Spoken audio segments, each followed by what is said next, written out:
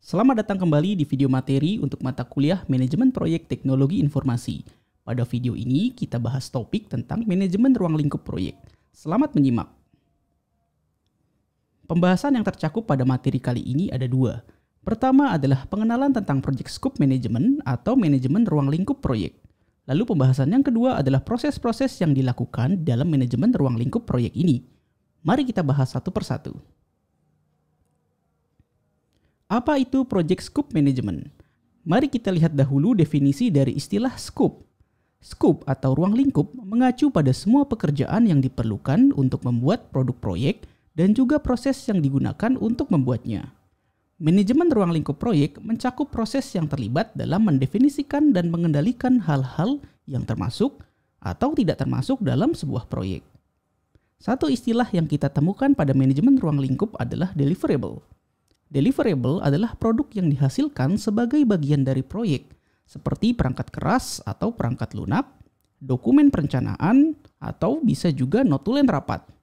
Mudahnya, kita bisa katakan deliverable ini adalah sesuatu yang dihasilkan oleh pekerjaan-pekerjaan yang ada di dalam proyek. Tujuan manajemen ruang lingkup adalah untuk memastikan bahwa tim proyek dan juga stakeholders memiliki pemahaman yang sama tentang produk yang akan dihasilkan nanti, dan juga proses apa yang akan digunakan untuk memproduksinya. Di dalam manajemen lingkup proyek terdapat 6 proses yang perlu dilakukan. Gambar ini merangkum proses-proses dalam manajemen lingkup proyek tersebut. Seperti yang bisa kita lihat pada gambar, proses-proses tersebut adalah 1. Perencanaan manajemen lingkup, 2. adalah pengumpulan requirements, 3 adalah penetapan lingkup, 4 adalah pembuatan work breakdown structure atau WBS, kelima adalah validasi lingkup, dan keenam adalah pengendalian lingkup. 6 proses inilah yang termasuk di dalam manajemen lingkup proyek. Mari kita bahas lebih dalam masing-masing proses tersebut. Proses yang pertama adalah perencanaan manajemen lingkup. Ini merupakan proses membuat rencana manajemen ruang lingkup yang mendokumentasikan bagaimana lingkup proyek dan produk akan ditentukan, divalidasi, dan juga dikendalikan. Proses ini akan memberikan pedoman bagaimana skop akan dikelola sepanjang proyek berjalan. Gambar berikut merangkum input, tools, dan teknik, serta output yang dihasilkan dari proses ini. Proses ini menggunakan piagam proyek dan dokumen rencana manajemen proyek sebagai input utamanya. Tentu tidak mengesampingkan juga faktor lingkungan dan juga aset proses organisasi. Di dalam proses ini, kita menggunakan penilaian pakar, analisis, dan juga rapat sebagai tools dan teknik untuk menghasilkan luaran utama berupa rencana manajemen lingkup dan rencana manajemen requirement. Dari ringkasan gambar proses manajemen lingkup tadi, kita bisa katakan bahwa di dalam proses ini, tim proyek menggunakan penilaian pakar dan juga rapat untuk menghasilkan 2 luaran penting, yaitu rencana manajemen lingkup dan rencana manajemen requirements. Rencana manajemen lingkup merupakan bagian tambahan dari rencana manajemen proyek. Ingat kembali bahwa ini merupakan bagian dari proses di dalam manajemen integrasi proyek yang sudah kita bahas sebelumnya. Rencana manajemen lingkup yang baik mencakup informasi-informasi seperti cara menyiapkan pernyataan ruang lingkup yang terperinci, cara membuat WBS, cara memelihara dan menyetujui WBS, cara mendapatkan persetujuan formal dari suatu deliverable, dan cara mengontrol permintaan perubahan pada lingkup proyek. Satu luaran lain yang juga penting dari perencanaan manajemen ruang lingkup adalah rencana manajemen requirements. Apa yang dimaksud dengan requirements? Requirements merupakan kondisi atau kemampuan yang harus dipenuhi oleh proyek atau yang ada di dalam hasil proyek agar memenuhi suatu kesepakatan atau spesifikasi lain yang ditentukan secara formal. Rencana manajemen requirements mendokumentasikan bagaimana requirement dari proyek tersebut akan dianalisis, didokumentasikan, dan juga dikelola. Rencana manajemen requirements mencakup paling tidak informasi-informasi seperti cara merencanakan, melacak, dan melaporkan aktivitas yang terkait dengan requirements, lalu cara menentukan prioritas dari requirements, dan cara melacak dan menangkap atribut requirements. Membuat rencana pengelolaan requirements diperlukan untuk proses selanjutnya dalam manajemen lingkup proyek. Proses kedua dalam manajemen ruang lingkup proyek adalah pengumpulan requirements. Pengumpulan requirements merupakan proses untuk menentukan, mendokumentasikan, dan mengelola kebutuhan stakeholders dan juga persyaratan untuk memenuhi tujuan proyek. Input, tools, dan teknik serta output dari proses ini secara ringkas dapat dilihat pada gambar berikut. Luaran yang diharapkan dari proses ini ada dua, yaitu dokumentasi requirements dan matriks penelusuran requirements. Ada banyak pilihan tools dan teknik yang bisa digunakan untuk menghasilkan dua luaran tersebut, seperti penilaian pakar, teknik pengumpulan data, seperti wawancara dan survei, analisis data, hingga pembuatan prototipe. Dua luaran dari proses sebelumnya, yaitu rencana manajemen lingkup dan juga rencana manajemen requirements, menjadi input di dalam proses pengumpulan requirements ini. Pengumpulan requirements seperti yang kita ketahui merupakan langkah kedua dalam manajemen lingkup proyek dan seringkali merupakan proses yang paling sulit. Walaupun sulit, kita tetap harus melakukannya karena konsekuensi utama apabila tidak mendefinisikan requirement dengan baik adalah pengerjaan ulang yang dapat menghabiskan lebih dari setengah biaya proyek secara keseluruhan. Gambar berikut merupakan grafik yang menunjukkan biaya relatif yang diperlukan untuk memperbaiki software di setiap tahap pengembangannya jika tidak memenuhi suatu requirements. Seperti yang terlihat pada grafik, resiko yang paling besar terjadi apabila suatu requirements penting baru diketahui ketika produk softwarenya sudah dirilis. Kita terpaksa harus mengulang kembali setiap tahap pengembangannya. Dan ini tentu saja membutuhkan biaya yang sangat besar. Sebaliknya, semakin cepat requirement terdefinisi dengan baik, maka biaya perbaikan softwarenya semakin murah. Pada beberapa proyek TI akan sangat membantu jika kita membagi proses penentuan requirements menjadi 4 kategori, yaitu pengumpulan, analisis, spesifikasi, dan juga validasi. Hal ini akan mengurangi kesalahan penetapan requirements. Karena sulitnya proses pengumpulan requirements ini, maka menjadi penting untuk menggunakan pendekatan yang iteratif untuk mendefinisikan requirement dengan baik, karena biasanya requirement masih belum jelas di tahap awal proyek. Ketika menjalankan proses pengumpulan requirements, kita juga perlu membuat apa yang disebut dengan Requirement Traceability Matrix atau RTM. Di dalam proyek TI, terutama yang berupa pengembangan software, requirement sering dipecah menjadi beberapa kategori, seperti misalnya functional requirements, service requirements, performance requirements, quality requirements, dan training requirements. RTM akan berguna untuk memantau requirement tersebut sesuai dengan kategorinya. Kita dapat definisikan sebuah Requirement Traceability Matrix atau RTM adalah sebuah tabel yang memuat daftar semua requirements berikut dengan atribut dari setiap requirements dan juga keterangan status untuk memastikan semua requirement sudah ditangani. Berikut ini adalah contoh RTM. Ini adalah potongan tabel RTM dan di dalam tabel ini kita bisa menemukan informasi berupa kode requirements-nya, nama requirements, kategori, sumber, dan juga status. Contoh yang kita lihat ini adalah requirements memori laptop yang termasuk dalam kategori hardware. Sumber acuan requirements ini adalah piagam proyek dan spesifikasi laptop untuk perusahaan. Dari RTM ini kita dapat ketahui bahwa status requirements-nya sudah selesai karena laptop yang dipesan memenuhi requirements memori tersebut. Proses yang selanjutnya adalah penetapan ruang lingkup. Ini merupakan proses pengembangan penjelasan rinci mengenai proyek dan produk. Proses ini akan memberikan gambaran produk, layanan, batasan, hasil, serta kriteria penerimaannya. Proses penetapan lingkup memiliki input seperti piagam proyek, rencana manajemen lingkup, dan juga dokumentasi requirements. Di dalam proses ini, penilaian pakar, analisis alternatif, dan pengambilan keputusan menjadi teknik utamanya. Pada proses ini juga kita menggunakan berbagai macam teknik penyajian data.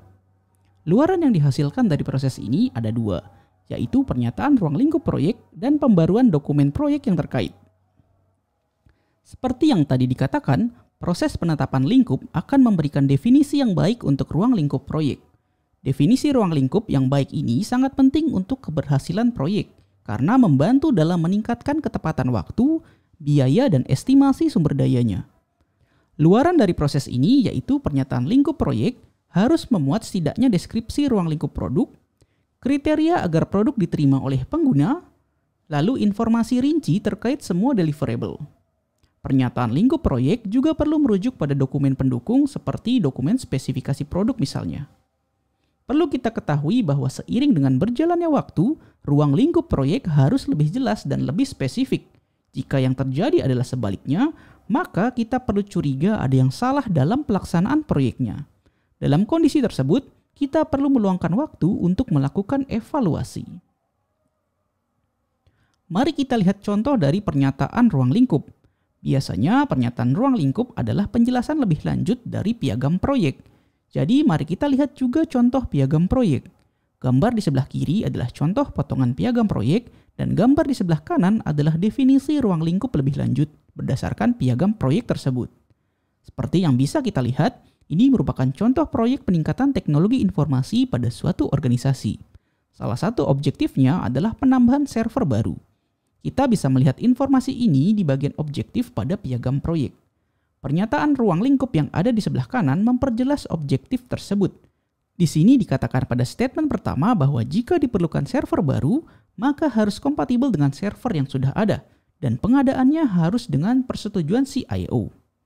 Kita bisa membuat banyak statement ruang lingkup, seperti pada contoh, statement atau pernyataan ruang lingkup yang kedua mengatakan proyek tersebut membutuhkan sebanyak 10 server baru untuk keperluan web, jaringan, database, aplikasi, dan juga fungsi pencetakan. Seperti itulah kira-kira contoh dari pernyataan ruang lingkup proyek. Kita lanjutkan pada proses yang keempat, yaitu pembuatan Work Breakdown Structure atau WBS. Proses keempat ini merupakan proses membagi pekerjaan proyek dan hasil proyek menjadi bagian-bagian yang lebih kecil dan menjadi komponen yang lebih mudah untuk dikelola. Ringkasan proses pembuatan WBS kurang lebih seperti yang terlihat pada gambar. Untuk membuat WBS, tentu saja kita sudah membuat rencana manajemen lingkup, pernyataan lingkup, dan dokumentasi dari requirement proyek. Satu teknik yang menjadi ciri khas dari pembuatan WBS adalah dekomposisi. Luaran yang dihasilkan dari pembuatan WBS ini adalah baseline lingkup proyek dan juga pembaruan dokumen proyek yang terkait.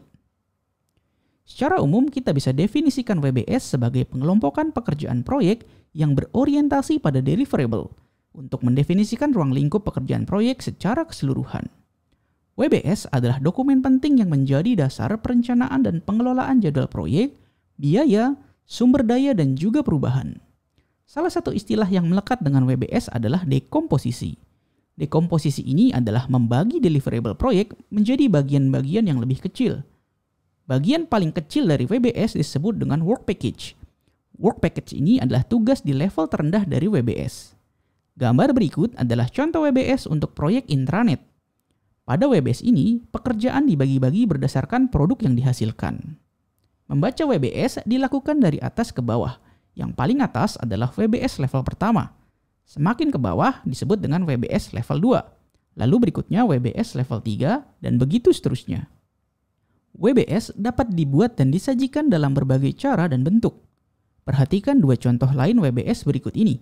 Di sebelah kiri adalah WBS yang walaupun disajikan juga dalam bentuk seperti struktur tree, namun pembagian WBS-nya adalah berdasarkan fase proyek, bukan produk yang dihasilkan seperti sebelumnya. Contoh penyajian WBS yang berbeda dapat dilihat pada gambar yang ada di sebelah kanan. Ini merupakan contoh WBS dalam bentuk tabular. Apapun bentuknya, WBS harus menjelaskan uraian pekerjaan proyek dan bisa memberikan gambaran lingkup proyek secara keseluruhan. Aktivitas yang biasa mengikuti pembuatan WBS adalah penentuan jadwal dari setiap komponen WBS-nya itu sendiri. Salah satu tekniknya adalah menggunakan Gantt chart. Berikut ini adalah contoh penyajian jadwal WBS menggunakan Gantt chart. Jadwal ini disajikan dalam bentuk tabel, di mana kolom paling kiri menunjukkan WBS dan kolom sebelah kanannya menunjukkan timeline waktu atau jadwalnya. Proses yang kelima dalam manajemen ruang lingkup proyek adalah validasi lingkup. Validasi lingkup adalah proses formal dari penerimaan deliverable atau hasil pekerjaan dari proyek. Proses validasi lingkup kurang lebih adalah seperti yang ditunjukkan pada gambar. Input validasi input antara lain adalah rencana manajemen lingkup dan requirements, dokumentasi requirements, matriks penelusuran requirements, dan deliverable yang sudah diverifikasi. Proses validasi lingkup ini dilakukan dengan inspeksi dan pemantauan, serta pengambilan keputusan. Dan luaran yang diharapkan dari proses ini adalah hasil pekerjaan atau deliverable yang bisa diterima. Informasi kinerja, permintaan perubahan, dan juga pembaruan dokumen proyek. Proses validasi lingkup sudah tentu dilakukan setelah ruang lingkupnya didefinisikan. Membuat pernyataan ruang lingkup yang baik dan juga WBS untuk proyek adalah pekerjaan yang sangat sulit. Namun, memverifikasi ruang lingkup dan meminimalkan perubahan ruang lingkup proyek ini lebih sulit lagi. Bahkan, ketika skop sudah didefinisikan dengan cukup baik, banyak proyek TI yang mengalami scope creep. Scope creep ini adalah kecenderungan pada ruang lingkup proyek untuk semakin besar dan terus membesar. Proses validasi lingkup sebaiknya juga mencakup penerimaan atau persetujuan secara formal terhadap deliverable proyek yang sudah selesai. Contoh penerimaan secara formal misalnya, klien memeriksa deliverable yang sudah selesai, lalu menandatangani pernyataan bahwa mereka telah menerima deliverable tersebut. Proses yang terakhir dalam manajemen ruang lingkup proyek adalah pengendalian lingkup. Ini adalah proses pemantauan status lingkup proyek dan pengelolaan perubahan lingkup yang terjadi sepanjang proyek berlangsung. Proses pengendalian lingkup menggunakan input yang pada dasarnya merupakan luaran-luaran dari proses sebelumnya. Teknik yang bisa digunakan adalah melakukan inspeksi dan mekanisme pengambilan keputusan yang jelas. Luaran dari proses pengendalian lingkup mencakup 1. Hasil pekerjaan yang diterima, 2. Informasi kinerja pekerjaan, ketiga adalah permintaan perubahan, dan keempat adalah pembaruan dokumen proyek yang terkait. Tujuan dari proses pengendalian ruang lingkup adalah untuk mempengaruhi faktor-faktor yang menyebabkan perubahan ruang lingkup. Selain itu juga untuk memastikan perubahan diproses sesuai prosedur yang dibuat sebagai bagian dari kontrol perubahan terintegrasi. Lalu tujuan lainnya adalah mengelola perubahan yang terjadi. Ada istilah yang sebaiknya dipahami terkait pengendalian lingkup, yaitu variance. Variance adalah perbedaan antara apa yang direncanakan dengan apa yang sesungguhnya dikerjakan. Perubahan seperti itu lazim saja terjadi pada suatu proyek. Namun kita juga perlu pahami bahwa stakeholders harus diarahkan untuk hanya meminta perubahan yang akan menguntungkan proyek secara keseluruhan dan tidak menyarankan mereka untuk meminta perubahan yang tidak perlu. Selain itu, terkait dengan validasi lingkup, khususnya pada proyek TI, sangat penting bagi manajer proyek dan tim untuk meningkatkan masukan dari pengguna, dukungan para eksekutif, dan mengurangi requirements yang tidak lengkap dan juga berubah-ubah. Pembahasan validasi lingkup adalah pembahasan yang terakhir. Berikut adalah 2 referensi utama yang digunakan dalam penyusunan materi video ini. Terima kasih karena sudah menyimak video ini sampai selesai.